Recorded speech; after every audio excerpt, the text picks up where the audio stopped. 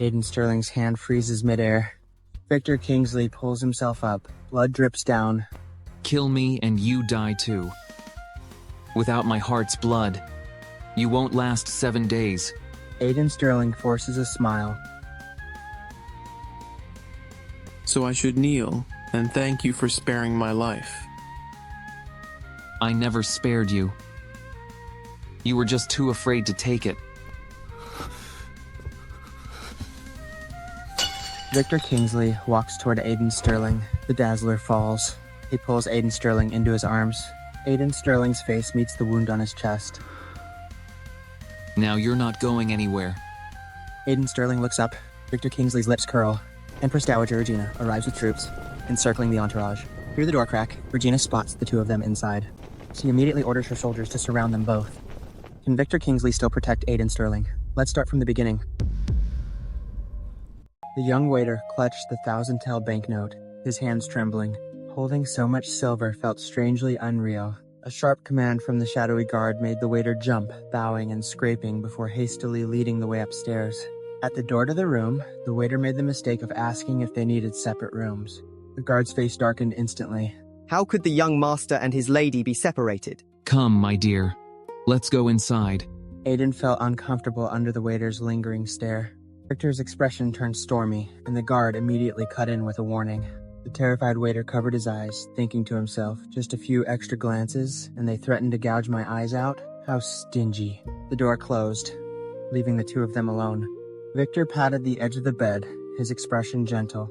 My dear, you must be tired from the journey these past few days. Come rest for a while. You go out. I'm exhausted.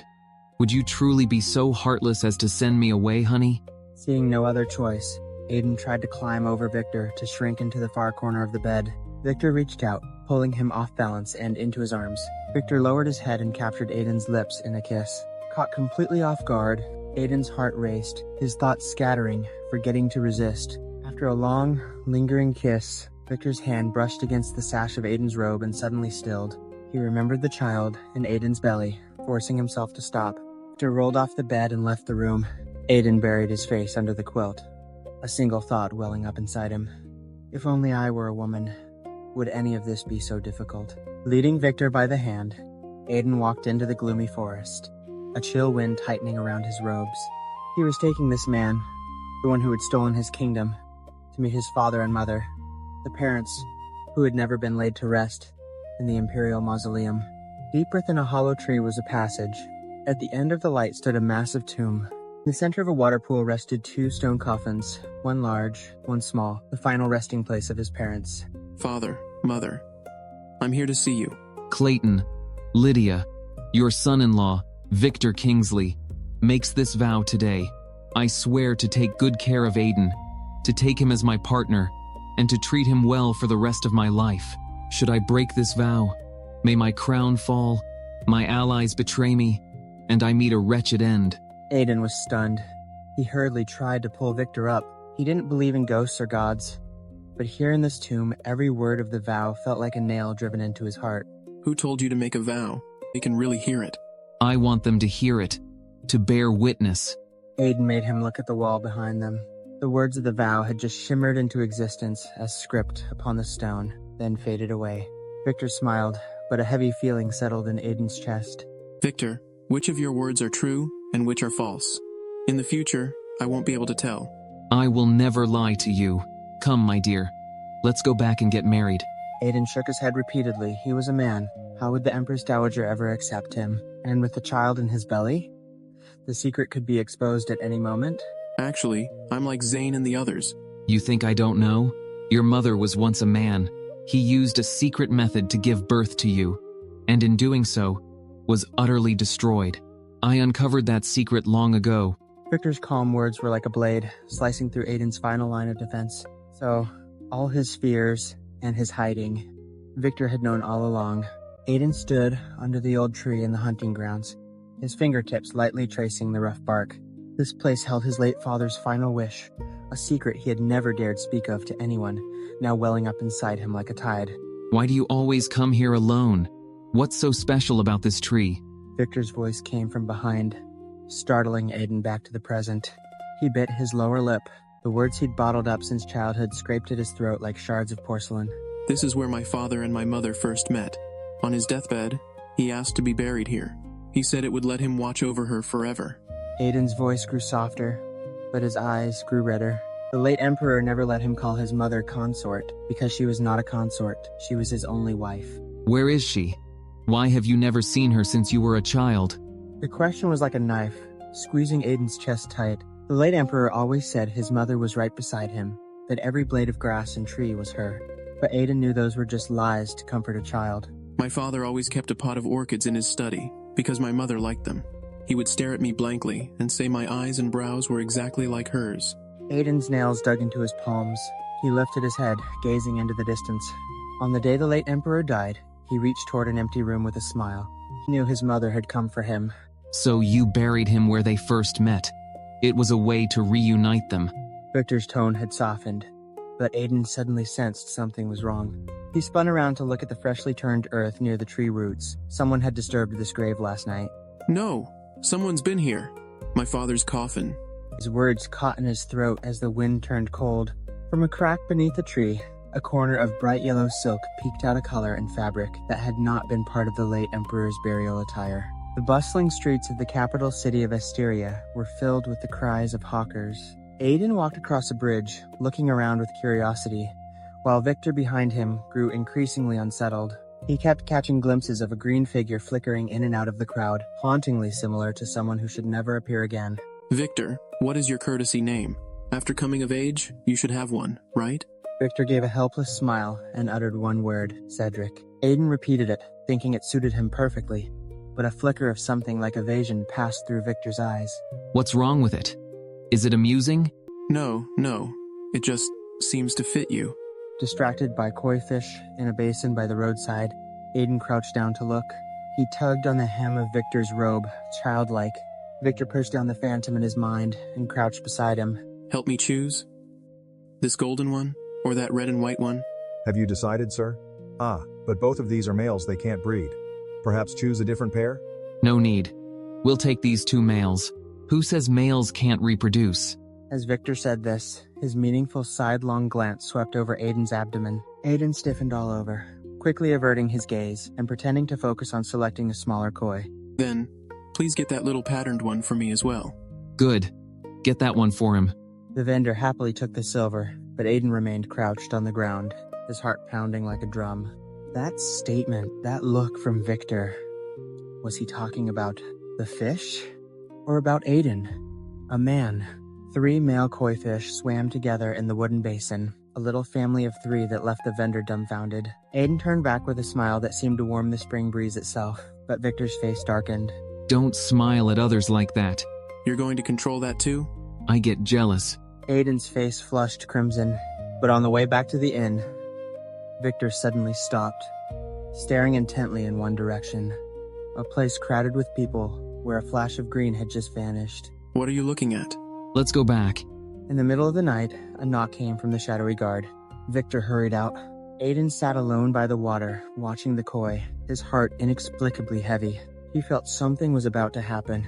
In a deserted corner, the guard knelt on the ground, reporting word by word the fate of Lord Lucian. After the person entrusted with his care died, the young master of that household had forcibly taken him, imprisoned him, beaten him black and blue, and locked him in a woodshed. Victor slammed his fist against a tree, blood welling from his knuckles. That beast. Leave this matter for now. Without my explicit order, do not act rashly. At dawn, Aiden awoke to the smell of blood. Victor's right knuckles were crusted with dark red scabs. Aiden pulled his hand over, feeling both heartache and confusion. What did you do last night? It's nothing. Just scraped it.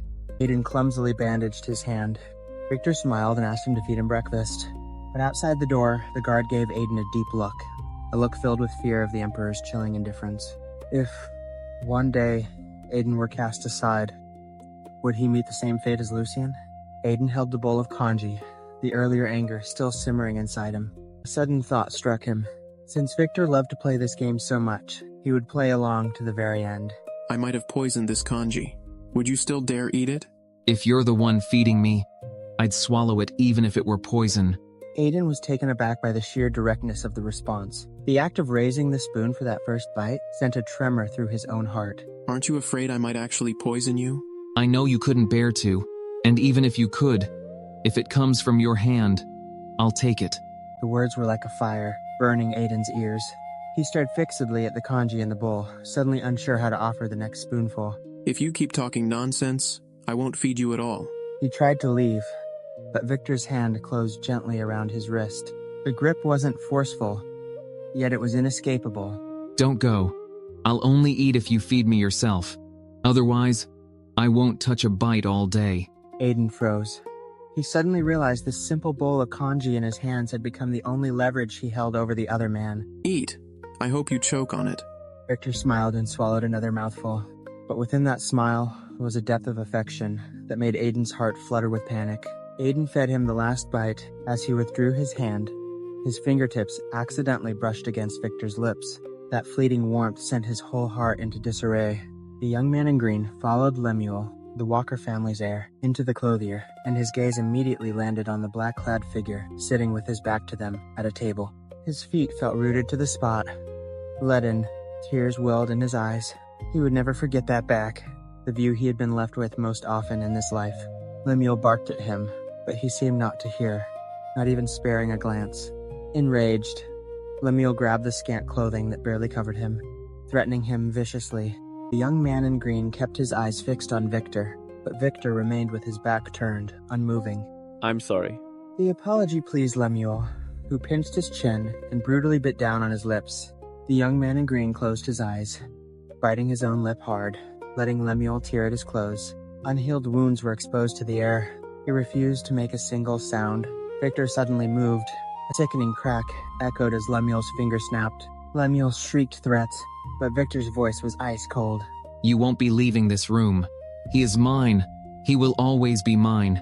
Even if I no longer want him, I won't stand for anyone else tormenting him like this. Victor took off his own outer robe and draped it over the young man in green, helping him up. But at that moment, a man in a water blue, cloud-patterned robe froze not far away. It was Aiden. His hand was at his waist, his clothes slightly disheveled. Seeing the scene before him, his lips parted slightly in shock. Did it startle you? Lord Lucian. How? How did he end up like this? The young man in green wrapped the robe tightly around himself and turned to leave, his steps faltering until he finally collapsed and was caught by the shadowy guard. Victor fastened Aiden's sash for him, pulling him into an embrace as they prepared to leave. An embroiderer from the shop blocked their path, saying they couldn't just walk away after killing someone. Before Victor could respond, General Barton charged in with a troop of soldiers. His eyes widened at the sight of Aiden in Victor's arms. He dropped to his knees with a loud cry, "Your Majesty." And Her Majesty the Empress? In an instant, everyone in the clothier knelt, prostrating themselves on the floor. The chorus of voices echoed in the small cloth shop, neat and orderly. Victor Kingsley smiled, quite pleased.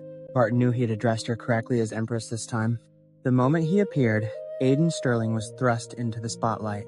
Before he could even figure out who was behind it, the pressure was already bearing down on him. I am not the Empress. I won't clean up anyone's mess. What truly stung was being forced into a corner with no retreat and still having to make a choice. Before he could even finish the sentence, Victor covered his mouth, whispering, I am the Emperor. Save me some face. It's bound to happen sooner or later anyway. Might as well get used to it now. If you keep digging, if you investigate further, all alliances will turn sour. The warning came too quickly, as if he feared Aiden would keep investigating, or more like a guilty conscience, showing its hand first. Aiden had no choice but to silently swallow the words he was about to say. Where do you want to go? I'll take you. And day, and day, and day, and day, and day. Can't you see? The erased name is the key. The clues no longer stayed in the shadows, but forced him to take a stance on the spot. This wasn't the end, but the first crack revealing the next layer of truth. Joseph opened his eyes from unconsciousness. Sure enough, Victor Kingsley was sitting by the bed, still holding the Snow-Dew moisturizing salve. Your Majesty is being generous now. Did Aiden send you to see me? Victor didn't answer, merely murmuring softly. Live well from now on. Then he stood up to leave. You won't even look at me? Victor pushed his hand away, leaving behind a resolute figure. Why did he always appear just when he decided to forget? Naked, Joseph chased after him, wrapping his arms around Victor from behind, standing on tiptoe to kiss his lips. Outside the door, Aiden Sterling, dressed in blue, happened to witness this scene. Shocked, he ran away. What are you doing? Enraged, Victor struck out with his palm. A black-clad figure suddenly knelt, blocking the blow, and pleaded for mercy. I beg your majesty to spare Joseph's life. All blame and punishment shall fall upon me. Victor turned away coldly. The shadow coughed up blood and collapsed. Joseph huddled in the corner of the bed, tears silently streaming down. Elsewhere, Aiden, dressed in women's clothing, was feeding fish, complaining under his breath that Victor had gone to see Joseph and even kissed him. Victor quietly approached, gently apologizing. Scoundrel. Lesher. You tricked me and went to see Joseph. Victor held Aiden close, whispering, My dear, we have to return tomorrow. Aiden leaned into his embrace, but a faint unease stirred in his heart. The more Aiden thought about it, the angrier he became. The image of Victor holding someone else in his arms was like a thorn in his heart. He clenched his fists, nails nearly digging into his palms. Why should he feel jealous over someone who had betrayed him? Yet that sour, bitter feeling simply wouldn't subside. Cedric, regarding Joseph's situation, how do you intend to handle it? Joseph has suffered too much alone here. I plan to leave the Shadow in Asteria to look after him and help Barton establish the Southern Breeze Pavilion. Don't worry, even if it costs him his life, the Shadow will protect him. So it was a misunderstanding. Aiden breathed a sigh of relief, but his face grew even hotter. Burying his face in Victor's chest, he asked sullenly about Damien's whereabouts. I haven't seen my second brother since that day. Do you know where he went? I had people investigate. They vanished without a trace after leaving the valley. No news to this day. A heavy silence fell. The disappearance of Damien and Jimmy hung over them like a sword, its fall unpredictable. Victor tightened his arms around the person in his embrace, not daring to think if he could find him again should another upheaval occur. They set off the next day. Barton had the carriage ready. The inn's young attendant was trembling with fear. The guest he had overcharged a few days ago turned out to be the Emperor. Joseph stood in a corner, dressed in pure white, kneeling with the others, his elegance a stark contrast to his former self. But Aiden had no mind to observe further. Morning sickness plagued him, leaving him pale. The journey meant for 3 days stretched painfully into 7. Upon reaching the kingdom of Dravel, at the celebration welcoming Victor's return, the ministers relentlessly pressed the issue of the vacant prime minister position. Unfazed, Victor dropped a name, the adopted son of the Grand Tutor, instantly silencing the banquet hall. This man is the adopted son of the Grand Tutor. With considerable insight into court affairs, I appoint him as Prime Minister. Does anyone object? Your Majesty, the Grand Tutor is a solitary old man, never married. We have never heard of him having an adopted son before. How could? The Grand Tutor himself will make an appearance to confer the official appointment when the time comes. Anyone else dissatisfied? Step forward now. No one dared speak further, but calculations began whirring in everyone's mind. Victor had no patience to linger at the banquet. His thoughts were with Aiden. The person sleeping soundly in their room was his true concern. Unfortunately, he was intercepted halfway by the Empress Dowager's people. Following the eunuch into Tranquil Benevolence Palace, he saw Aiden kneeling on the floor, at first glance, face deathly pale. The Empress Dowager sipped her tea, smiling leisurely. Victor's heart instantly sank to the depths. The Empress Dowager's interrogation, the Emperor's protection. The Empress Dowager summoned him abruptly and immediately questioned Aiden, asking if that male favorite had entered the palace today. Aiden knelt on the ground, body trembling uncontrollably, knees aching against the cold, hard golden floor tiles. The Empress Dowager's gaze was sharp as a blade, stating that while the Emperor was young and indulged in pleasures, the imperial bloodline could not be confused. Aiden bit her lip, unable to utter a single word. I am asking you a question. Did that Leroy ever lay a hand on you? Aiden pressed his forehead to the ground, cold sweat soaking his collar. Beside him, Serafina couldn't bear to watch and hurried forward to help plead. Your Majesty, please calm your anger. His health is frail. Kneeling for too long will cause lasting illness, and then His Majesty will surely be heartbroken again. Get up. I'm just afraid you're being deceived. My man is none of your Majesty's concern. Anyone who dares gossip about male favorites again will have their tongue cut out. Victor strode into the hall from outside, immediately helping the kneeling Aiden to his feet. His eyes were fierce, as if he wanted to devour someone. Go back and tell your people, Aiden is already with child. Whoever dares lay a finger on him, I will make their entire family pay the price. The Empress Dowager's face turned ashen. Everyone in the hall exchanged glances. Once back in their chambers, Aiden shook off Victor's hand. Are you insane? I'm not pregnant at all. Why did you lie? Because that's exactly how I was falsely accused back then. Twin sons, brothers vying for the throne, so many used my origins against me. I don't want you to walk that same dead-end path. I believe you. From now on, no matter what others say, I'll stand by your side. On the day you come of age, I want to personally bestow your courtesy name. Victor pulled Aiden into his embrace, but a shadow flickered in his eyes. Outside the door, the Empress Dowager's confidant quietly retreated. She had sent someone to investigate Aiden's recent medical records. Once it was discovered to be false, it would be the crime of deceiving the sovereign. No sooner had Aiden set aside his worries about naming the child than an unexpected guest arrived at the next morning's court session. A white-haired elder stood in the court hall, his gaze sharp as a blade, piercing straight to Aiden's heart. Grand Tutor Marcus Lopez, who had served 2 generations of emperors, had suddenly appeared. Aiden's heart tightened. This old fox was surely up to no good. What urgent matter brings the Grand Tutor to court today? Your Majesty, I've heard there are certain vulnerabilities within the palace that shouldn't exist. I've come to offer a reminder. The realm has just been stabilized. We cannot allow others to gain leverage. Aiden lowered his eyes, fingers trembling slightly. He understood. The vulnerability the Grand Tutor spoke of referred to him and his child. Grand Tutor, what do you mean by that? Lord Aiden. No, I should call you the former Empress of the fallen dynasty.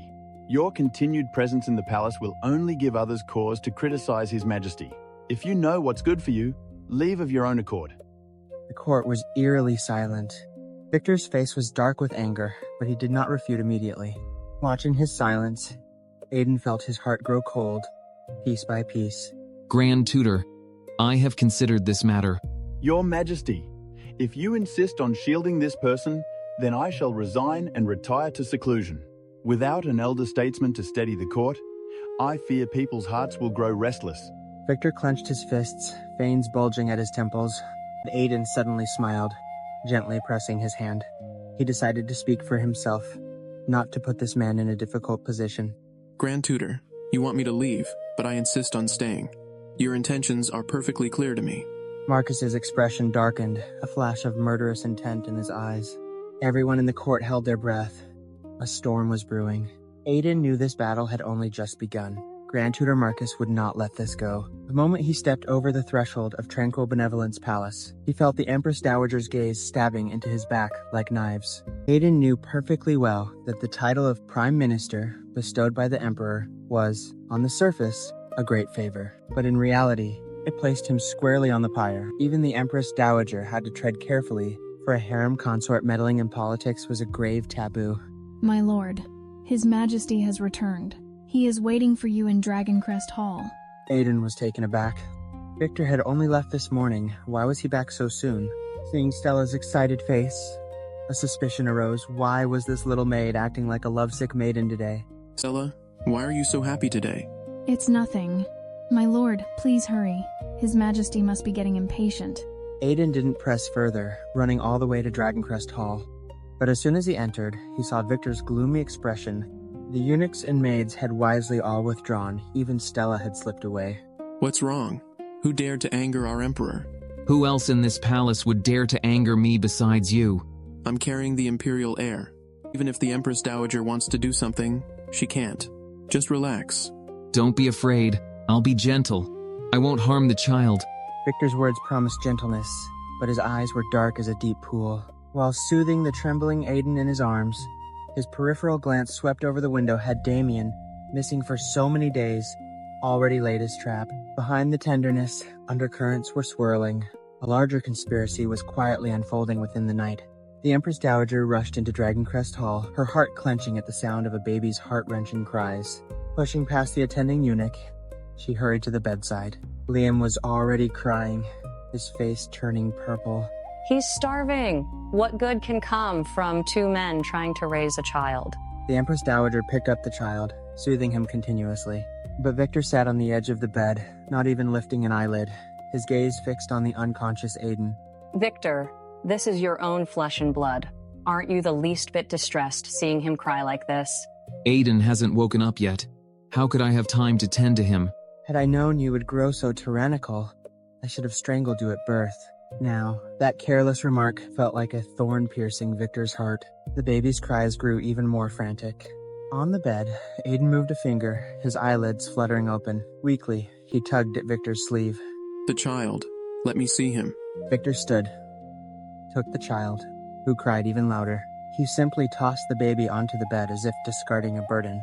You. How can you be so rough? Aiden's gaze softened as he looked at the child. Miraculously, the baby instantly stopped crying, stretching out a tiny fist and smiling at Aiden. The infant sucked on Aiden's finger, and in that moment, he seemed like a true mother. Watching this scene, an indescribable jealousy surged in Victor's heart. Aiden had never looked at him with such an expression. He stared coldly at the finger being sucked, the light in his eyes dimming inch by inch. Victor, have you chosen a name? Liam Kingsley. Aiden nodded with a smile, not noticing the turbulent darkness swirling in Victor's eyes. This child had stolen all his attention, and that man would never let go easily. Aiden had just thought he could finally hold the baby properly, but Victor snatched Liam from his arms and handed him over to the Empress Dowager. Aiden watched longingly, his heart feeling as if it had been wrenched. You're still weak. Stay lying down, and don't move. Aiden had no choice but to watch the child drink his milk, feeling utterly stifled. Baby's filling out, all pink and soft. What's wrong with me looking at him a bit more? Look at me. Your husband is right here. Aiden froze, his face flushing bright red. He understood Victor was jealous, a mix of sweetness and panic swirling in his heart. He quickly lowered his head, his heart pounding. How old are you, competing with a baby? You're my wife, not his. Suddenly, a serious problem struck Aiden. The child had no mother. He tugged on Victor's sleeve, putting on a pitiful, pleading act, wanting Victor to be the mother. Cedric, look, I even gave birth to a child for you. Why don't you just be his mother? Aiden, have you forgotten your husband's status? You be the father. Only then did Aiden drop the pitiful act, his face lighting up with a bright smile. But that night, wanting to give the baby the nickname Dumpling, Aiden fell asleep before Victor could even respond. Dumpling, time for bed. The next morning, Aiden opened his eyes to find the baby gone. Terrified, he shook Victor awake. Victor pulled him close, saying the Empress Dowager had taken him. By mid-morning, the two were strolling in the Imperial Gardens. Looking at the flowers, Aiden suddenly asked, "When will these flowers wither?" Victor, when do you think these flowers will wither? I was just thinking. When will you not want me anymore? Victor wrapped his arms around Aiden from behind, pressing his head against his chest, saying he wanted him in this life and the next. Warmth flooded Aiden's heart, but the thought of the secret of the heart's blood tainted that warmth with a chill. If you're a woman in your next life, we'll have lots of children. Dumplings, buns, you can name them whatever you like. On the day of the 100-day celebration, Aiden was dressed all in red, his long hair piled high, plum blossom makeup making his skin look snow white. Victor stared, stunned, then scooped him up, placed him on the bed, and began undoing his sash. What are you doing? Dumpling's 100-day celebration is about to start. I'm just checking if my wife has been swapped out. A eunuch's voice announced the time, and Victor finally let go. He personally styled Aiden's hair, using far fewer hairpins and ornaments, giving him a refined, elegant look. Let's go. Time to fetch Dumpling. At the banquet, the crowd whispered, speculating about the identity of the beauty in red. Aiden scanned the room but couldn't see his son, panic rising in his chest. Where's Dumpling? Why can't I see him? He's with the Empress Dowager. Don't worry. Aiden fell silent. He didn't know how much longer he could stay. The matter of the heart's blood felt like a thorn lodged in his heart. Victor, if one day I'm no longer here. Don't say such things. You're not going anywhere. Victor held him tighter. But in a corner of the banquet hall, a figure dressed in eunuch's robes watched the pair, a slow smile spreading across his lips. The Empress Dowager walked slowly towards them, holding little Liam. Her gaze fell on Aiden's face, and she visibly stiffened for a moment, before handing the baby over, a benevolent smile on her face that didn't quite reach her eyes, which held clear displeasure. One thought churned relentlessly in her mind. If Aiden were a woman, she wouldn't oppose his being named Empress. But he was a man. How could the Empress of a nation be male? Only if she closed her eyes and entered her coffin would she be powerless to interfere. Aiden lowered his head to play with the baby. Little Liam grabbed his finger, curious eyes gazing up at him. Duh. It took Aiden a long, stunned moment to process the word dad. The child had actually called him dad. Your Majesty, he's calling me. Watching the mother and child interact, Victor felt a sour pang in his heart. Dumpling had stolen all of Aiden's attention from the moment he was born. In the banquet's corner, a figure hurriedly disappeared. Victor's eyes darkened. He whispered for Caius to follow. He would never mistake that person. It was Damien. He had actually infiltrated the palace. What's wrong? Nothing. Just thought I saw someone familiar.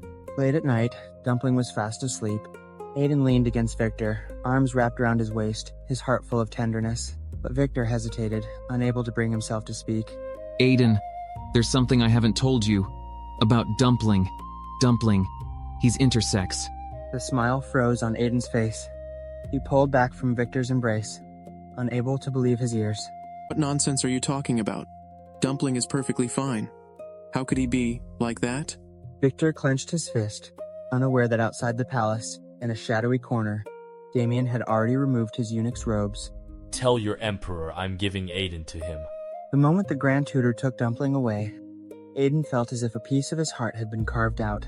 Victor held him tightly around the waist, preventing him from chasing after them. Victor, let me go. He's crying. Let me soothe him. We can't look back. The longer we drag this out, the harder it gets. We have to go now. Aiden broke free violently and threw himself by the cradle. Under the pillow, he found a crescent-shaped piece of agarwood. He hung it around Dumpling's neck. The crying gradually subsided. Dumpling looked up at him with teary eyes. Be good, Dumpling. Don't cry. I will come see you. I promise. The Grand Tutor disappeared into the night with a baby. That night, the entire palace was in an uproar. The Empress Dowager, woken at midnight by the news of the prince's disappearance, nearly fainted. Aiden, did you hide Liam? A deposed monarch, how could you willingly stay? Enough. What does this have to do with Aiden? Don't make baseless accusations. Victor, he's nothing but trouble. You should arrest him. Make him hand over Liam. Enough. Liam is Aiden's flesh and blood too. Guards escort the Empress Dowager back to her palace. After the Empress Dowager was led away, Aiden cried until his whole body went weak, collapsing into Victor's arms. Victor held him tight, his eyes gradually darkening. He needed to settle everything quickly and take Aiden and their child away from this cage. The night grew deeper. Aiden sobbed himself to sleep in his arms. But Victor knew the Empress Dowager would not let this rest. Tomorrow, a greater storm awaited them. The Empress Dowager pointed at Aiden in front of everyone, convinced he had taken Liam. Insults of male favorite rained down on him. Aiden clenched his fists, but could only manage a bitter smile on his face. Don't pay any mind to what the Empress Dowager says. Victor, are you so sure I wouldn't harm you? You pulled me from my throne and took possession of me. Have you never once thought I might seek revenge? Victor took Aiden's hand and pressed it against his own chest. His heartbeat was heavy and strong. Aiden jerked his hand back, but in the end, he embraced Victor, crying silently until he fell asleep. Days later, Aiden, wrapped in a fox fur cloak, was walking in the Imperial Gardens when he came across Eleanor tending to the plum blossoms. He reached out and brushed the fine snow from her hair. They shared a smile. Don't forget your place. Without Liam, you are nothing. At best, a male favorite. Does the Empress Dowager truly believe that I, Aiden, could have slipped a child in and out of the heavily guarded palace without a sound? If I had such skill, I would have escaped on the very first day. Aiden took his leave and ran all the way back to Dragoncrest Hall, then turned and rushed towards the Imperial study. Behind a screen, he heard Prince Gavin on his knees, pleading to marry the princess. Ain is the kingdom of Dravel's only princess. I cannot possibly let her marry so far away. If you persist, I can arrange for you to never return home. After Prince Gavin withdrew, Aiden emerged from behind the screen, leaning over the desk with a smile as he looked at Victor. You knew I was here all along, didn't you? Victor sighed helplessly, but there was something hidden in Aiden's smile that he couldn't quite decipher. Just when he thought things might settle, new evidence landed before him first. Aiden didn't know that every word he spoke, pleading for Princess Ain's sake, left another thorn in Victor's heart. Victor, please, You mustn't marry Ayn off so far away, okay? I've always thought of her as a sister. All right. I promise you. That evening, Aiden suddenly found it hard to breathe. He forced himself back to his room and dismissed everyone. A suffocating sensation washed over him like a tide. He felt he was dying. Cedric, I feel so awful. A figure in black fed him medicine. The agonized expression on Aiden's face slowly eased. Under the moonlight, the eyes behind the mask held a gentle light, softly caressing the pale face. Zane stepped from the shadows, his voice flat. Can't hold on much longer, can you? Damien turned, his gaze sinister. The method you taught him killed Jimmy. Zane remained unperturbed. If I hadn't taught him, you'd all be dead. Now think about how to save Aiden. That's none of your concern. Damien leapt out the window and left. Zane silently dissipated. Returning to his own room, the sound of Dumpling's happy giggles swept away his gloom. Damien picked the baby up, gently teasing him. What's your name? How about Precious? Suddenly, he felt a warm wetness soak his clothes. Dumpling had peed on him. Frowning, Damien changed his diaper. When he peeled back the final layer of cloth, his hand froze midair. He went rigid, staring blankly at what lay before him. Damien spread Dumpling's legs apart. The chubby, bare little legs were exposed to the cold air, and Dumpling wailed loudly. Damien's head buzzed, the crying giving him a headache. Stop crying. Dumpling pouted pitifully and fell silent, not daring to make another sound. Damien hastily wrapped him in a piece of cloth. This secret could not be known by anyone. Damien sat in a chair, massaging his temples. No wonder Victor wanted to send the child out of the palace. If this secret got out, at best he'd face ostracism. At worst, his life would be in danger. He got up and walked to the cradle, calling Dumpling over. The baby crawled over slowly and stood up obediently. Damien dressed him and put on a fresh diaper. In the Dravel's palace, Victor received a letter. It read, "I know Liam's secret." The signature was Damien. Victor crumpled the note tightly in his fist. Damien was actually targeting Dumpling now. While searching for people, he listened to reports. Princess Ayn visited Aiden every day, and most troubling of all was the marriage proposal from Westria, Prince Gavin. The Westria Emperor had agreed to half his territory as a dowry, with Gavin marrying into the Kingsley family. Victor returned to Dragoncrest Hall very late. He pushed the door open softly. Aiden had fallen asleep at the desk and woke with a start at the sound. Victor, I heard that Westria Emperor agreed to your terms. Are you really going to marry Ayn off to him? Victor frowned, displeased. Victor, you can't marry her off. She is 18 this year. She is a princess of the kingdom. She doesn't have a choice. Victor, how have you become like this? Trading your own sister for territory, it's an exchange. Aiden, I'm really starting to wonder if I've spoiled you too much. Remember, you are merely my favorite. Ayn is a princess. You do not decide her fate. Victor knocked over a candle on the table. Wax dripped onto Aiden's hand. Aiden's face turned deathly pale, his heart feeling as if it had been stabbed. After Victor left, he collapsed onto the floor. I want to see him. I want to see Dumpling. Victor didn't even look back. Aiden chased after him, tripped on his robe's hem, and fell flat on the ground. Victor walked further and further away. A sharp, twisting pain began in Aiden's chest, like thousands of ants gnawing at him. He curled into a ball on the floor. Finally, the figure in the shadows could watch no longer. He bent down and picked him up. Damien? Don't talk. Take this medicine. I'll take you back. Victor doesn't care about you anymore. Was it you? Did you make the Westria prince propose? Why? Yes. And with just this little test, he treats you like this. Could he possibly be sincere? Aiden, your time is running short. A man like that isn't worth dying for. Aiden gripped the water cup tightly, tears welling up. He could hold on. But to live, he needed to drink Victor's heart's blood. He was human. Why did he have to drink blood? Damien looked at him with aching heart. That man wasn't worth it anymore. But could Aiden still make a choice? After delivering that harsh ultimatum, Damien slipped out the window, leaving Aiden alone, curled up at the foot of the bed in the empty room. He trembled uncontrollably. His own brother had threatened to strangle Dumpling and kill Victor. The night deepened. Suddenly, the door was flung open, and the strong smell of alcohol washed over him. Victor staggered in, reeking of drink, his gaze unfocused. Aiden, I'm sorry. I was wrong. Like a child, Victor buried his head in Aiden's chest, mumbling incoherently. It was the first time Aiden had seen the Emperor in such a drunken state. Anger and heartache warred within him. I just couldn't stand seeing you with Annie. I've made up my mind. I'll have her married off. If the top scholar isn't already wed, I'll issue an edict. Aiden fell silent. So, this was the reason for his jealousy. He reached out and wrapped his arms around Victor, gently patting his back. I don't blame you. Victor fell into a deep sleep in Aiden's embrace. Aiden didn't sleep a wink all night. At the first light of dawn, a young eunuch pushed the door open. His Majesty was unwell today, and the morning court session was cancelled. The young eunuch bowed his head, murmuring assent, but the lingering scent of wine in the room was impossible to miss. By the time Victor woke, Aiden was already standing in the sunlight, holding a bowl of ginger tea. Victor stared blankly, wondering if he was still dreaming. But behind Aiden's smile, Damien's threat hung like a sword suspended above their heads. Aiden leaned back on the soft couch with his eyes closed. The warming pan in his palm had long gone cold, yet he refused to open his eyes. The figure outside the door had been standing there for a long time. Finally, Victor pushed the door open.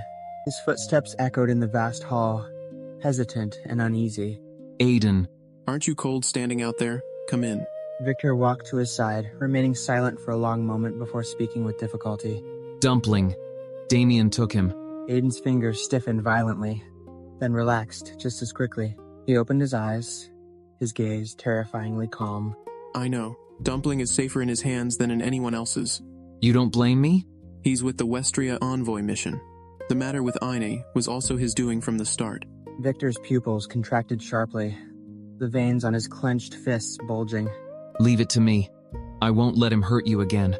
Aiden extended the warming pan toward him, but in that instant, a sharp pain tore through his chest, and he nearly dropped it. He gritted his teeth, not making a sound, but his body began to tremble uncontrollably.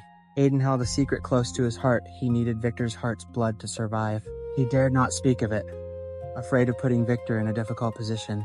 But as his body grew weaker by the day, he couldn't hide it much longer. Early the next morning, the Westria Prince Gavin was found dead in his chambers, his lifeless eyes staring fixedly at the ceiling beams. The palace was in an uproar. Everyone suspected the Emperor was behind it. Aiden, this is most likely Damien's handiwork again. He killed Gavin, leaving us with a mess to clean up. Isn't that a good thing? Aine won't have to marry him now. Besides, the Westria Emperor doesn't care much for that son anyway. Victor peeled an orange segment and brought it to Aiden's lips, only to notice his gaunt cheeks and evasive eyes. He set the fruit plate, his voice turning grave. Aiden, what secret are you hiding? One even I can't know? Look what you're doing to yourself. My appetite hasn't been good lately. Do you think maybe I'm pregnant again?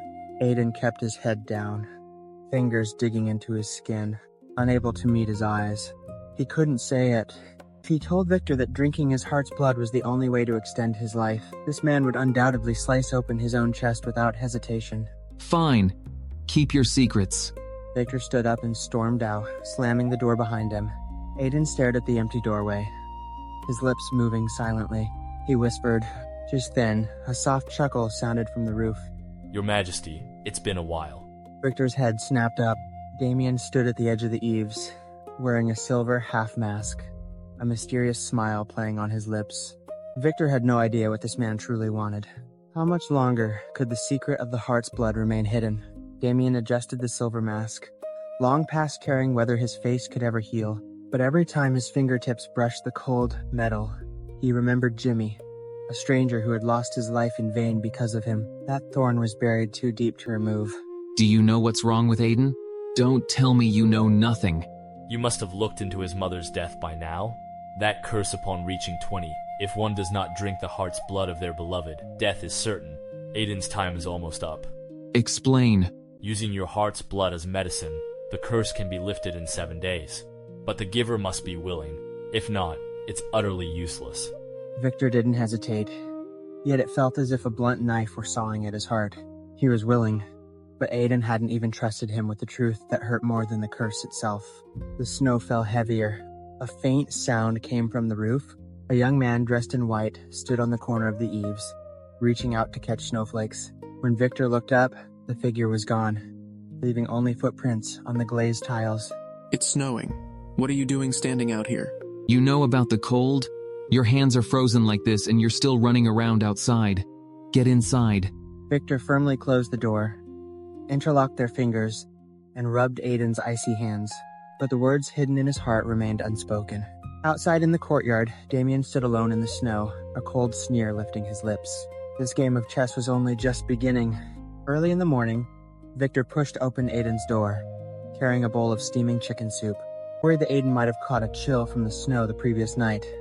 His concern ran deeper than anyone's. Aiden, you were out in the snow last night.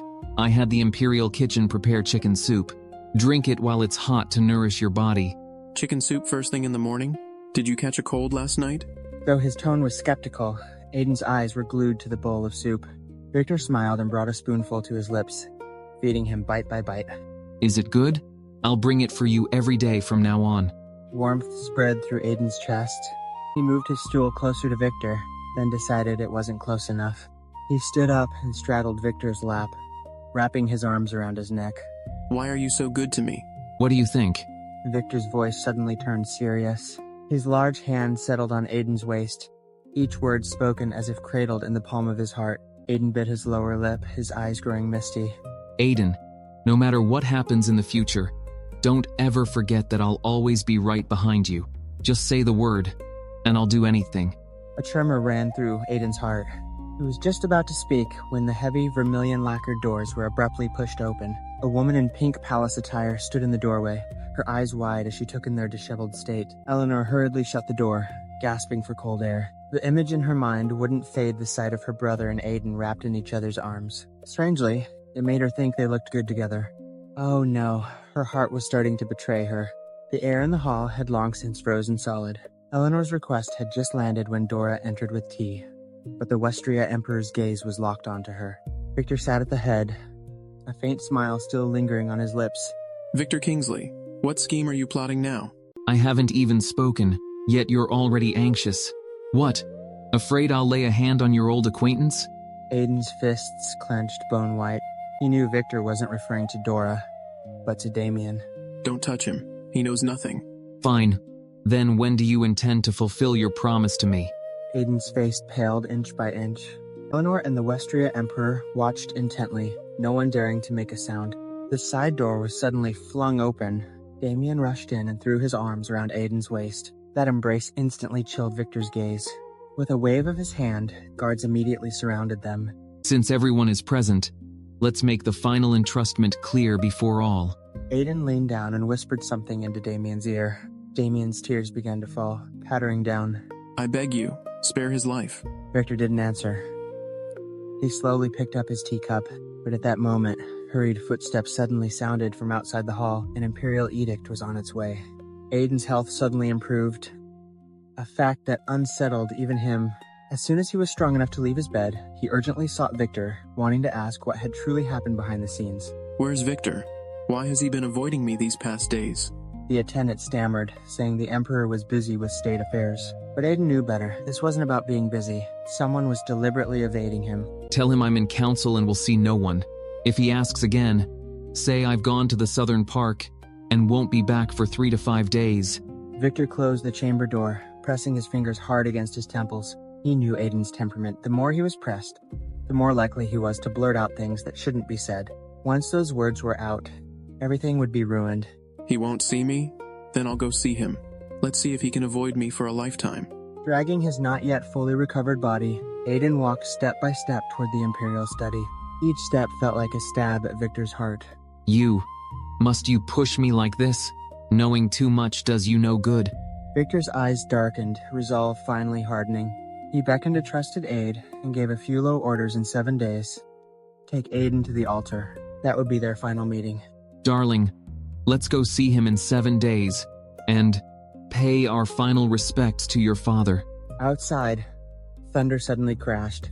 Aiden stood under the corridor eaves, hearing every word clearly. His body went rigid. The medicine bottle clenched in his hand slipped and fell to the ground, shattering into pieces. Final meeting? Is he saying he's going to kill me? Wind swept through the long corridor, making the candle flames flicker wildly. Beneath the mask, a pale face was slowly contorting with despair. The chicken soup steamed, its aroma filling the room, but Aiden had no desire to touch it. He turned his head, his eyes full of doubt. Could this man's promises still be trusted? Aiden, drink the soup, and I'll stay with you. All right? Really? Last time you said you'd stay after you finished your work, but you kept being busy, and you misunderstood me. An emperor does not jest. Aiden picked up the bowl. Under Victor's gentle gaze, the soup was slowly finished. But as he drank the last drop, he noticed something was off. Victor's hands were as cold as ice. Victor, why are your hands so cold? Probably just tired from being so busy lately. For the first time, Aiden actively nestled into his embrace, saying he was afraid of losing him. Victor soothed him gently, but once Aiden fell asleep, Victor's face turned frighteningly pale. Late at night, the palace door creaked open, and the imperial physician peeked in. In truth, Aiden hadn't slept at all. He had secretly followed, and now stood just outside, hearing the most terrifying words of his life. You're taking your own heart's blood as medicine for him every day, and increasing the dosage. Your body can't last another 7 days. Give me 7 more days. Aiden's medicine can't stop. I just want to see him for a few more days. The door quietly closed. Aiden slid down against it, sitting on the floor, biting his lower lip until it bled. All those days, he had been drinking heart's blood, completely unaware. The next day, Victor entered again with chicken soup. Aiden stood up barefoot, took 2 steps back, his fox fur robe slipping from his shoulders. He could not drink this soup again. I won't drink it. But the next second, Aiden suddenly rushed forward, threw his arms around Victor, and kissed him fiercely. Was this kiss a farewell, or a desperate plea to stay? He had just crawled back from the brink of death, only to open his eyes and see the man stained with blood staring intently at him. Aiden, don't be afraid. After the last bowl of soup tomorrow, you'll be well. Aiden Sterling violently pushed Victor Kingsley away, staggering to his feet on his own. He let out a laugh, a sound more unsettling than a sob. For every step Victor took forward, Aiden retreated as if seeing a ghost. Don't come any closer. Victor stopped in his tracks, his heart feeling as if it were being carved by a blunt knife. This once proud emperor was now huddled in a corner, limp as mud. Victor Kingsley, do you know how cruel you are? You knew the outcome, yet you insisted on leaving me here alone. And what about you? If you hadn't saved me, it would be you lying dead. What made you think no one would care if you were gone? Aiden shook his head desperately, saying it was different. Victor was the emperor. If he died, the kingdom would be finished. But Aiden was just a conquered slave. At most, Liam would lose a father, and Victor would grieve for a while. I care. Aiden, remember what I said? If I couldn't find you, I truly don't know what I might have done. I'd willingly trade my life for a few more years of yours. Who gave you the right to make that decision for me? Aiden froze, and began to tremble all over. For the first time, he felt utterly helpless. He hated Victor for leaving him behind, but Victor also hated him for doing the same. Neither wanted the other to die, yet one of them had to. If you try to leave, I won't live on alone. Victor's eyes grew hot. Finally, he took a step forward and pulled Aiden into his embrace. Aiden listened to Victor's gradually weakening heartbeat and cried like a child. Want to see your wound? Just one glance. Be good. There's nothing worth seeing. The medicinal chicken soup still sat on the table, steam rising. Stop. It's enough. But Victor insisted this was the final bowl. Tomorrow, everything would be settled. Aiden Sterling held an old peachwood hairpin in his hand, his mind filled with the Empress Dowager's words. The coronation ceremony cannot proceed without the phoenix crown and ceremonial robes. Before he could recover from the shock, the Empress Dowager had dozens of trays of jewels and garments brought in, not a single piece to be missing. But His Majesty hasn't mentioned anything about a coronation. It's only a matter of time. I am weary. You may leave. If even one piece is missing on the day of the coronation, you will be held accountable. With that final word, the Empress Dowager left, giving him no chance to explain. Bewildered, Aiden returned to Dragoncrest Hall. Before he could even sit down, 2 stern matrons arrived with training canes. The bearing of a man differed greatly from that of a woman, and the 2 matrons nitpicked relentlessly, finding every excuse to discipline him. Aiden practiced the minute, measured steps until his legs went weak, unaware of when Victor had entered. I've made you suffer. Tomorrow is your coming of age. I have a gift for you. Making me your empress? Clever boy.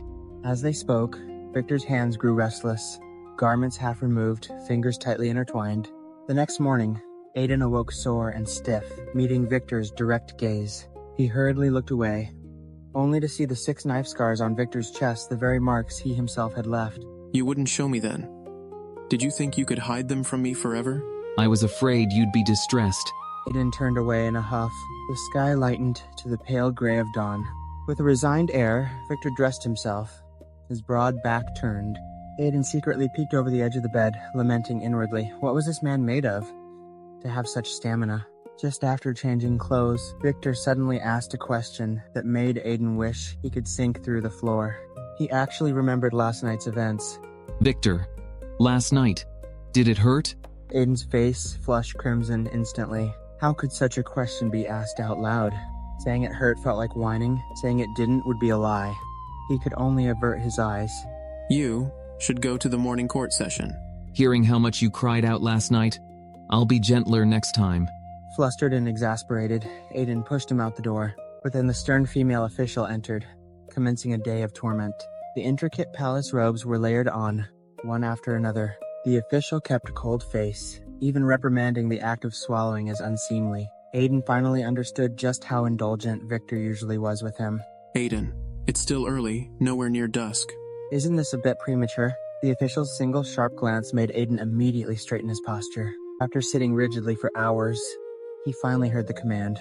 But he had taken only 2 steps before he stepped on the hem of his robe.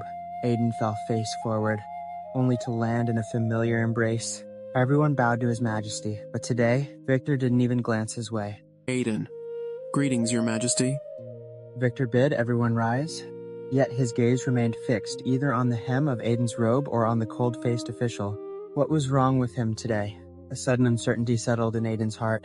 On the wedding day, before the red silks adorning the palace could be taken down, the female official, Marcia, suddenly returned to the palace. Her gaze swept over everyone present like an icy blade. Aiden noticed even Victor subtly straightened his posture. I've troubled my cousin to look after Aiden. I offer my thanks.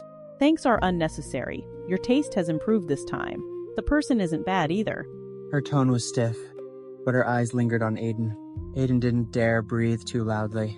The palace maids kept their heads bowed, their breathing suppressed to the minimum. I'll be staying for several days this time. There's no need to arrange cleaning. I've already had my quarters prepared. With that, she turned and left with her attendants. Victor's expression stiffened. The moment her figure disappeared beyond the palace gates, he shut the doors and pulled Aiden close for a thorough inspection. That little witch didn't do anything to you, did she? Aiden lowered his head, face flushed, as Victor lifted his chin. Their eyes met, and Victor said softly. He bestowed upon Aiden the courtesy name Lucas, meaning renewed light. But Aiden didn't know if Marcia's sudden return was truly just to offer congratulations. Little Liam was staring out the window again, lost in thought, his chopsticks suspended midair, the food in his bowl untouched. Aiden called his name several times, but it was as if the child didn't hear, his eyes vacant. Liam, time to eat. The child didn't respond. Aiden's heart sank. The boy had been like this often lately, having lost significant weight over 2 months, his complexion poor. What is he even looking at? There's nothing special out there. Do you think Damien might have said something to him he shouldn't have? Both Aiden and Victor harbored this suspicion. Victor gritted his teeth, thinking that if the child weren't Aiden's, he'd drag the one corrupting him out by the scruff of his neck. I need to confront Damien and get answers. But before Victor could seek him out, Liam suddenly turned his head. His eyes were red-rimmed, as if he'd been holding back for a long time. Liam, are you feeling unwell somewhere? The child shook his head, looked back out the window, his lips moving silently. Aiden followed his gaze and saw a figure standing outside. I told him to wait for me. Damien's voice came from the doorway, hearing a hint of barely perceptible tension. Aiden and Victor looked at him simultaneously, the air seeming to freeze. You told the child to wait for you? What exactly are you trying to do? Liam finally spoke, his voice small, yet it fell like a stone into still water. The moment he placed the slingshot in Liam's hands, the child wrapped his arms around Damien's leg, looking up with a face full of bright-eyed admiration. Uncle Damien, will you teach me martial arts? Damien looked at the face so familiar to him, feeling something gently tug at his heart. Martial arts? That's not child's play. First, tell me, why do you want to learn? If I learn martial arts, I can protect you. The words caught in Damien's throat. He crouched down, took Liam's small hands in his, and gave them a gentle pat. All right, I will teach you, but we start with the slingshot.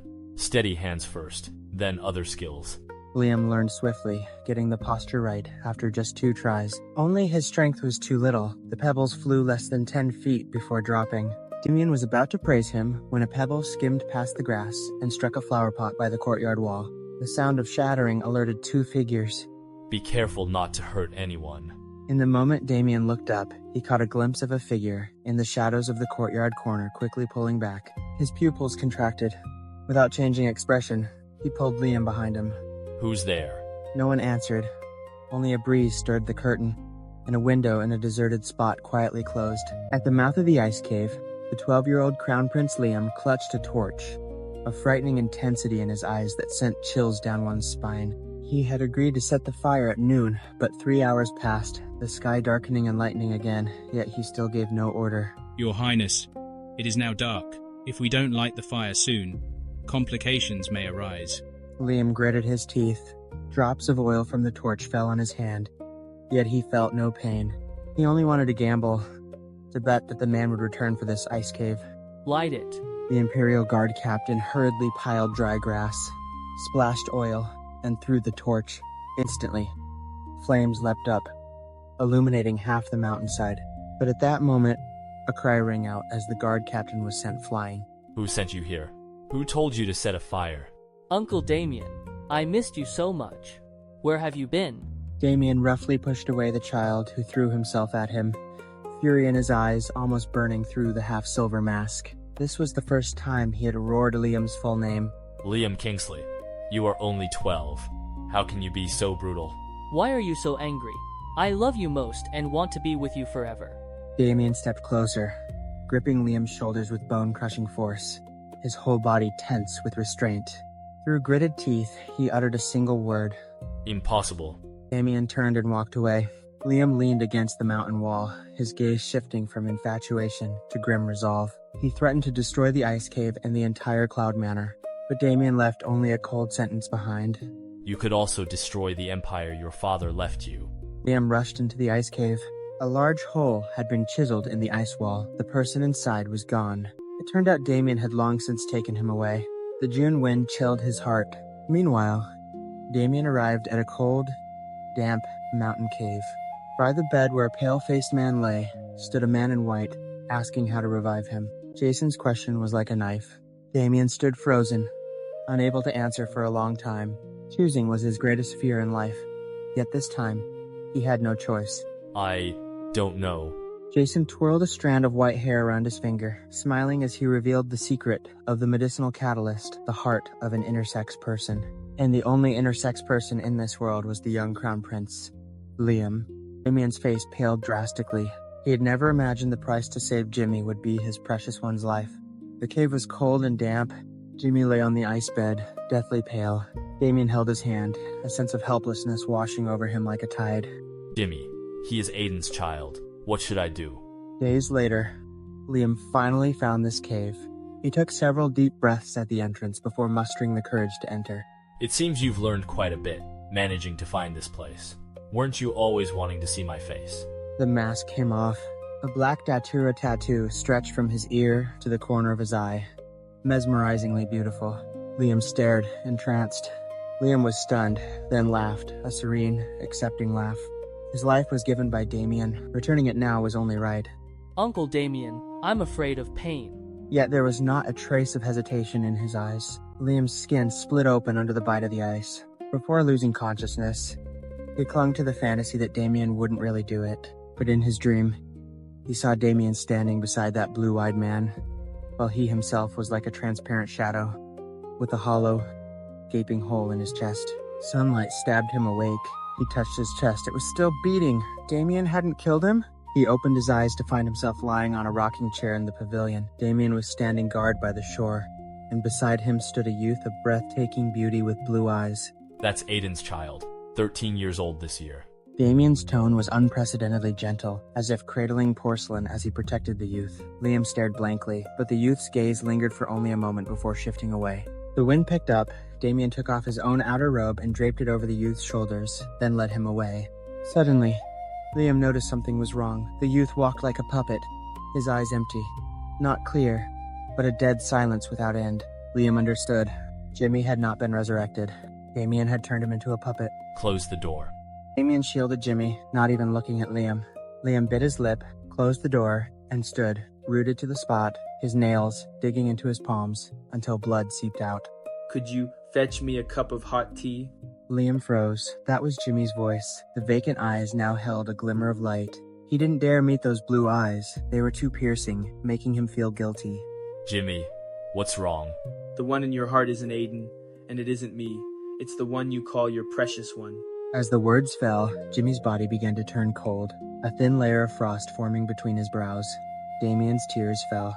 This was the first time he had cried for Jimmy, and Liam, standing outside the door, felt the hollow ache return to his own chest. The moment Aiden opened his eyes, he felt a weight on his chest that made it hard to breathe. Looking down, he saw a youth with long, flowing hair straddling him, those bright, luminous eyes fixed intently on his face. I ask you, what is your name? My name is Julian. Instead of getting up, Victor leaned in closer, smiling as he uttered words that sent a chill down Aiden's spine. Julian, I command that from this day forward, you are not to leave my side for even a moment. Otherwise, I will break your legs. Your Majesty, that order seems a bit tyrannical, doesn't it? Aiden's mind was a blank slate. He remembered nothing, only that someone had told him his name was Julian, instructed him to wait for a youth on the mountain, and then escort that youth home. But the youth before him was the current emperor. Of course I know. You are mine. Victor leaned down and gently nipped at his ear. Aiden's mind went utterly blank, his heart pounding violently against his ribs. The eunuch arrived to hurry him to morning court. Victor answered impatiently, but then softened his voice, telling Aiden to sleep a little longer. After he left, Aiden touched his ear, his thoughts a tangled mess. In the days that followed, Victor woke up the same way every morning, either straddling him or lying right beside him. People in the palace whispered bets on who was really the one being devoured. When the gossip reached Aiden's ears, he felt a confusing mix of secret delight and fear. Are there any consorts in the palace? The young maid shook her head, saying no. Aiden had just returned to his room when Victor hooked an arm around his neck from behind, resting his head on Aiden's shoulder. Julian, do you like Liam? Aiden was stunned for a long moment. The light in Victor's eyes dimmed, bit by bit. He let go and walked away, looking utterly lost. But just then, a hand shot out and grabbed him. Victor tumbled into that familiar embrace, and tears instantly welled up in his eyes. The night wind rustled the carriage curtains, making the candle flame flicker.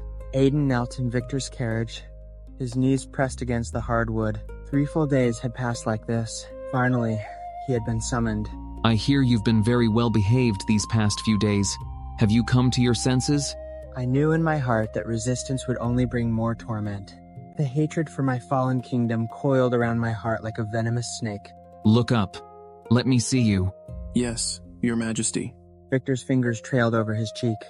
Aiden fought the impulse to knock that hand away, his nails digging into his palms. Remember your place. You are no longer an emperor. You are mine. The lives of every citizen in the city are still in my hands. Satisfied, Victor withdrew his hand and turned to drink his tea. Beneath his lowered lashes, a flash of hatred passed through Aiden's eyes. I couldn't just accept this fate. We depart tomorrow. You will ride in my carriage, not a step away. Aiden gritted his teeth. The pain in my knees was a reminder that this humiliation was only the beginning. In the darkness, he clenched his fists.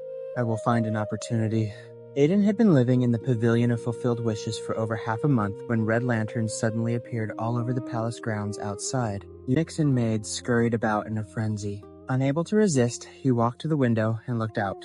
Only then did he remember tomorrow was the Imperial Consort's birthday. This cold, quiet palace had suddenly become abnormally lively. Are you still afraid of me? Victor stood behind him, having appeared without a sound. He lifted Aiden's chin, forcing him to rise onto his toes. Aiden's voice wavered. Victor laughed, wrapped an arm around his waist, and leaned down to bite his lips. Aiden squeezed his eyes shut, his lashes trembling violently. The pain from that night was still etched in his bones. Tomorrow is the Imperial Consort's birthday banquet. If you wish to attend, You need only say the word. Aiden remained silent, but countless thoughts churned within him. Your Majesty, may I go? Of course, but you must promise me one thing. At tomorrow's banquet, you will stay by my side. Do not wander off. Aiden's heart tightened. He knew that behind this condition lay something far from simple, but he nodded anyway. After Victor left, Aiden's gaze fell upon a sword not far away. He stared at it for a moment, then closed his eyes again. No, it wasn't time yet. Just when he thought he could let go of the hatred, that man's tenderness wound around his heart like ropes. The hatred for his fallen kingdom, the grievance of his stolen throne, each was carved into his bones. Yet Victor's concerned gaze, his gentle touches, made him waver, making it all seem not entirely false. Sleep well. I'll take my leave now. The familiar click of the lock sounded. Aiden slowly closed his eyes. What was he clinging to life for anyway? For revenge? Or had he long since lost himself in this gentle trap?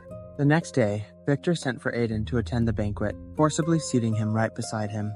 The imperial consort and that androgynous beauty in cyan robes stared daggers at him, their gazes so sharp they seemed capable of carving holes into his face. I don't want to stay here. Is the food not to your liking? Very well. Let a eunuch take you for a walk. Aiden escaped the noisy banquet and walked alone along the cold palace corridors. For the first time, he truly looked at the Dreville's palace. It was despair, like a cavern of eternal ice. Suddenly, that beauty in cyan, Joseph, appeared behind him. Joseph covered his mouth with a light laugh, saying Aiden truly had some charm. No wonder His Majesty favored him so. Then his tone shifted. He revealed that for Victor's sake, he would abandon his entire clan, even betray his own father. Aiden's heart shook. So a person could love to such an extent. I could never love a man. Joseph chuckled as he brushed past, leaving behind a faint, elusive fragrance. Aiden touched the tip of his nose, forcibly suppressing the ripples in his heart. A young eunuch hurried over, escorting him back to the pavilion of fulfilled wishes. The sound of chains falling into place echoed once more. Night deepened, but the lanterns outside the window had not yet been extinguished. A burly figure suddenly appeared in the room. It was Jasper. Having settled all their old comrades, he had risked sneaking into the palace to retrieve Aiden. Aiden took one last look back at the pavilion of fulfilled wishes, which had held him captive for over half a month. Then he followed Jasper, vanishing into the night. All of Victor's tenderness and tyranny seemed left behind in that locked room. The next morning, Victor pushed open the door to the pavilion of fulfilled wishes. It was empty. He stood in the center of the vacant room, his gaze so cold it could freeze ice. No one dared approach him. The entire palace was shrouded in a dead silence. Victor opened his eyes. The space beside him was already empty. He sat on the bed in a daze, his mind filled with the image of that gentle, jade-like figure. He had thought Aiden had truly settled down. He never imagined he would still leave. Your Majesty, it's late. You should rest. Victor lay down and fell asleep, dreaming of his childhood. That year at the temple, when the mountain bamboo flowers bloomed, a delicate, doll-like child had run up to him, asking who he was waiting for. He promised the child he would tell him when he returned. But that child never appeared again. Later, Victor learned it was Aiden Sterling, the young prince of the kingdom of Asteria. The day Astria fell, Aiden stood on the balcony in red robes. Victor recognized him instantly, but Aiden no longer remembered him. And now, Aiden stood by a window, watching the red flowers outside, a vague unease stirring in his heart. Where is Jasper? Why haven't I seen him all day? My lord. Last night, Jasper infiltrated the palace to assassinate. He was captured by Victor Kingsley. His fate is unknown. Aiden's mind buzzed. Jasper? Captured? In Victor's hands. Was there any hope of survival? My lord, someone from outside has delivered a letter. Who sent it? The servant shook his head, saying he didn't know. Aiden opened the letter. With one glance, his face drained of color.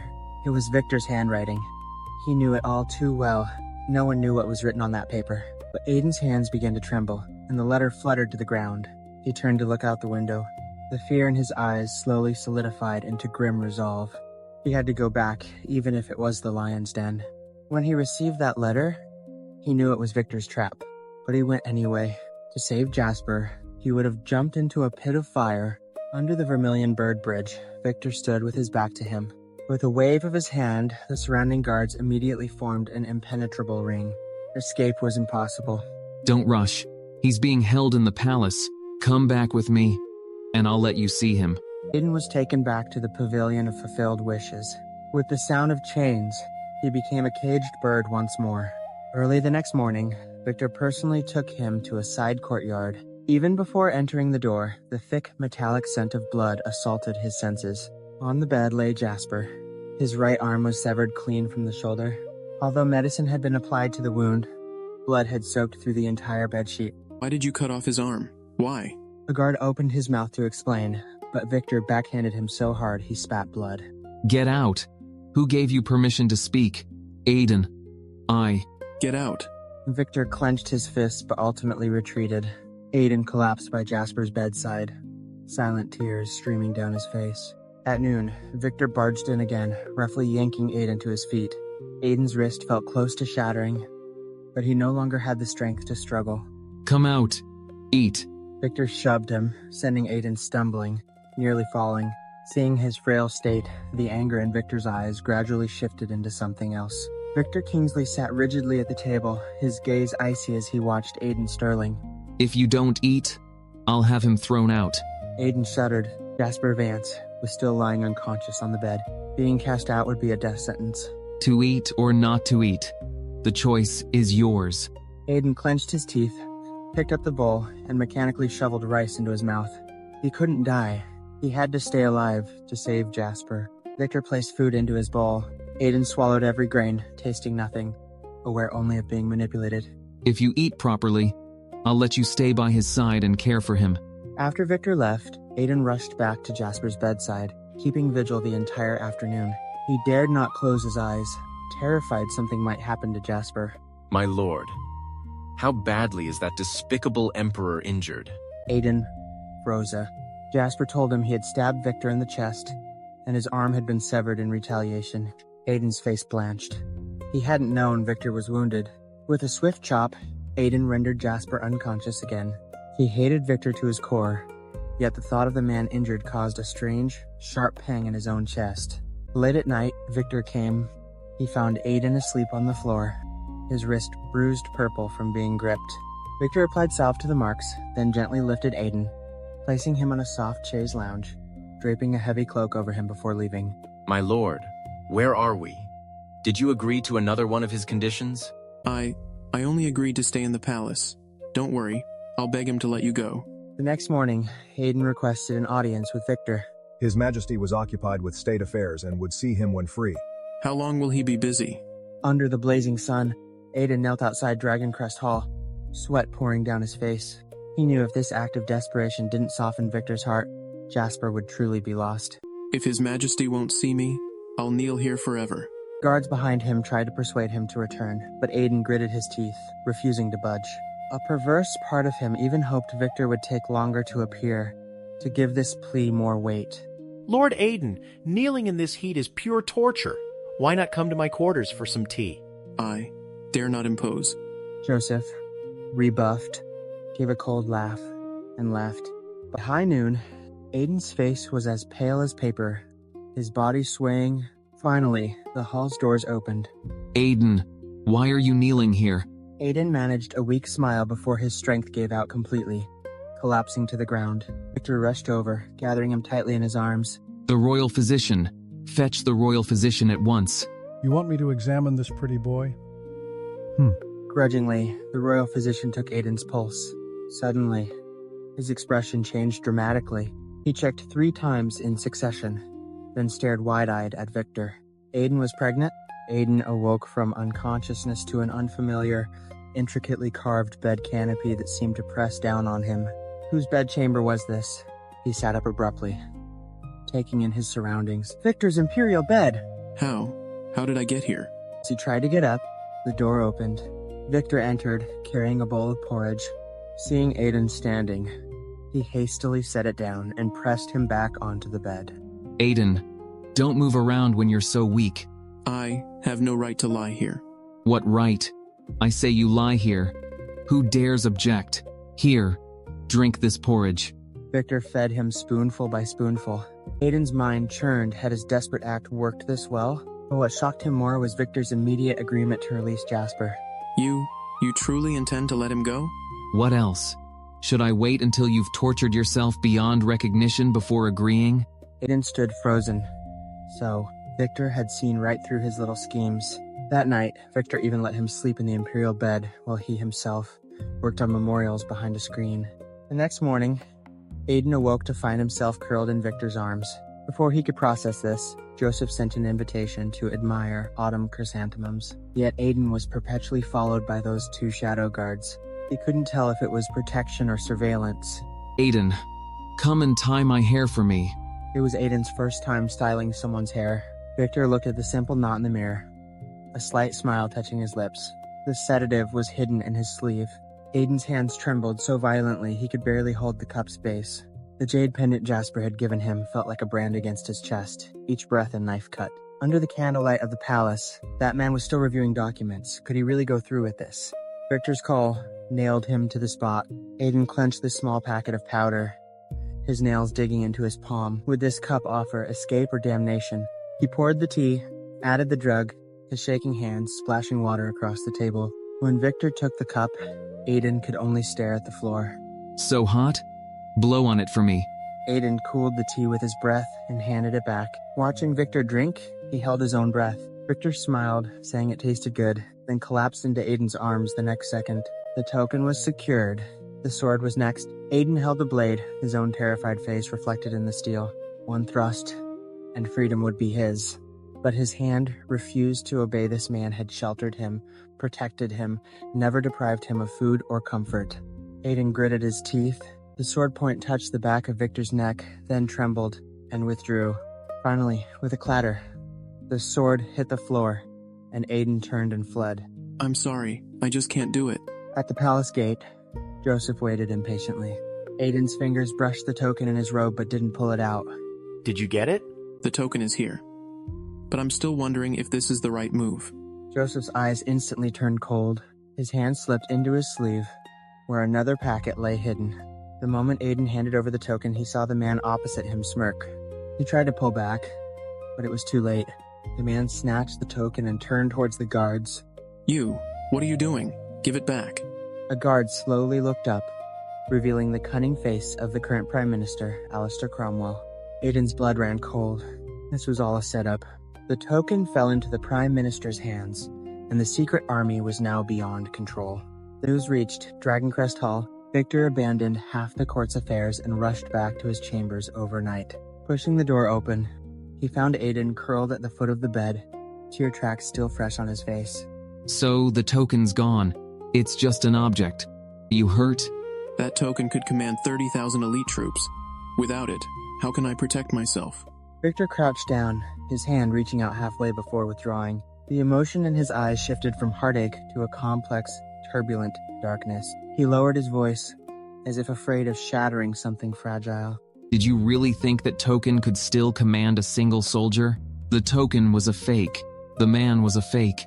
Aiden's pupils constricted, his nails nearly piercing his palms. Fake? That man and the Prime Minister were in cahoots? He was about to demand answers when the chamber doors were suddenly kicked open from the outside. Victor Kingsley, what are you doing? Comforting a deposed emperor in the middle of the night instead of working in your study. Serafina stood magnificent in formal robes in the doorway, her gaze like daggers aimed at Aiden. Victor rose slowly, offering no defense, merely stepping sideways to shield Aiden completely. I will investigate the matter of the token. Leave now. Do not frighten him further. Serafina gave a cold laugh, threw down a scroll of secret correspondence, and turned to leave. Victor picked it up. After one glance, his face changed drastically. The letter stated, Jasper Vance's body had been found in the moat. He thought this time he was merely being confined to a different place. But Victor brought him to an ancient temple in the desolate mountains, and what awaited him was a forgetting deeper than any wound. Aiden, do you remember this place? Aiden looked up at the weathered temple doors. Something stirred in his mind, but no images came. His throat still ached. He shook his head. I don't. Where is this? Light in Victor's eyes dimmed, his smile freezing on his lips. He reached out to touch Aiden's face, but Aiden instinctively flinched away. You used to pester me constantly to come here to pick mountain flowers. Back then, your smile was brighter than the sun. Aiden frowned, desperately trying to scrape together even a shadow of a memory, but it felt as if it had been carved out with a knife, leaving only pain. Victor, I feel like I've lost something very important. Victor pulled him into a tight embrace, his arms trembling slightly.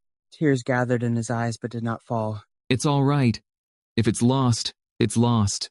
In the days to come, I'll remember it for you.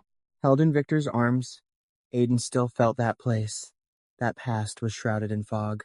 But Victor didn't say that perhaps some forgetting was the heavens protecting him.